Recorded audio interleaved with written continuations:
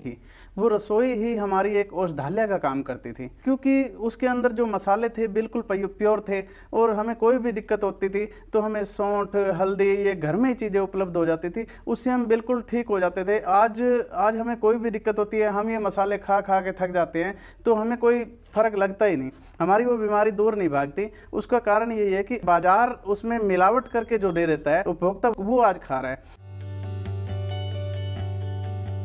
ये हल्दी में हम चावलों का पाउडर जो किनकी है, जो कहीं भी नहीं बिकती, उसका पाउडर करके और वो मिक्स करके और उसमें येलो कलर मिला दिया जाता है। अब हम लोग तो उसको दूध में डाल के पीते हैं कि अब सर्दियाँ जैसे आ रही हैं तो सर्दियों में दूध हल्दी प्राचीन काल से लोग पीते आ रहे हैं इम्यून सिस्टम को मजबूत करने के लिए।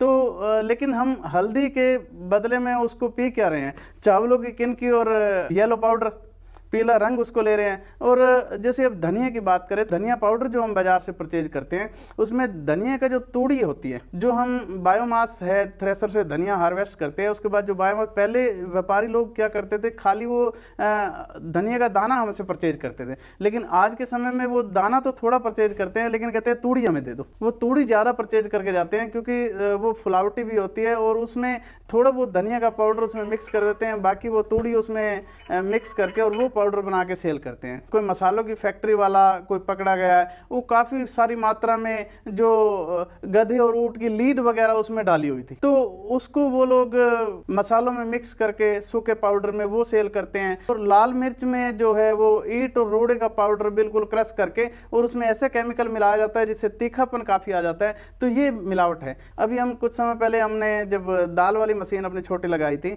तो हमारे पास दाल की मशीन सेट करने जो आया था मिस्त्री, वो हमें कई दिन कहते रहा, हम आपको बेसन आपने कभी बनाया? हमने कहा भाई बेसन तो चने को पीसते हैं और बेसन बन जाता है। उसने कहा हम आपको बेसन की ऐसी रेसिपी दे जाएंगे, राजधानी का बेसन भी फेल है उसके आगे।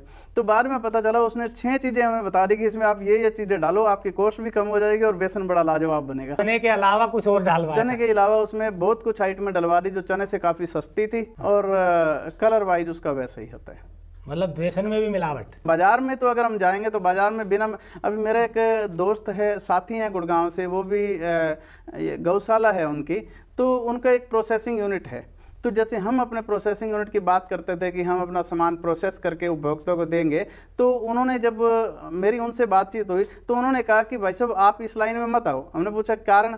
उन्होंने कहा कि आप नहीं बेच पाओगे। तो हमने पूछा भाई चक्कर क्या? कहते हैं आप बैठो हमारे साथ और आप एक कैलकुलेशन निकालो, आपको सरसों क्या रेट है और सरसों का तेल क्या रेट है। बाजार में हम कोई भी चीज़ लेते हैं साबुत महंगी है, उल्टा पाउडर जो हम किसी भी चीज़ का लेते हैं वो सस्ता हो जाता है। होना ये चाहिए कि पाउडर महंगा होना चाहिए, उस पर कॉस्ट प्रोसेसिंग जुड़ गई उसके अंदर और वो महंगा होना चाहिए। होता यही है कि उल्टा वो, आप किसी भी चीज़ को ले लीजिए, आप बाज़ार में दाल ले लीजिए, धुली मूंग की दाल आप बाज़ार की खाइए और किसी भी किसान के यहाँ से आप दाल लीजिए और उसको आप खाइए। आप एक बार वो दाल खा के आपको ताउम्र, अगर आप उस सवाल को भूल ही नहीं पाओगे कि हमने कभी ऑर्गेनिक दाल घर की बनाई हुई इस तरह से खाई है। तो बाज़ार में तो मिलावट ही है सारी। कहीं ना कहीं उपभोक्ता को अगर स्वस्थ रहना है तो लास्ट में आके उसको किसी ना किसी किसान से जरूर जुड़ना पड़ेगा। आप उसको मत दीजिए उतना महंगे रेट, जो रेट आप बाजार से परचेज करते हैं कम से कम वो रेट किसान को दे दीजिए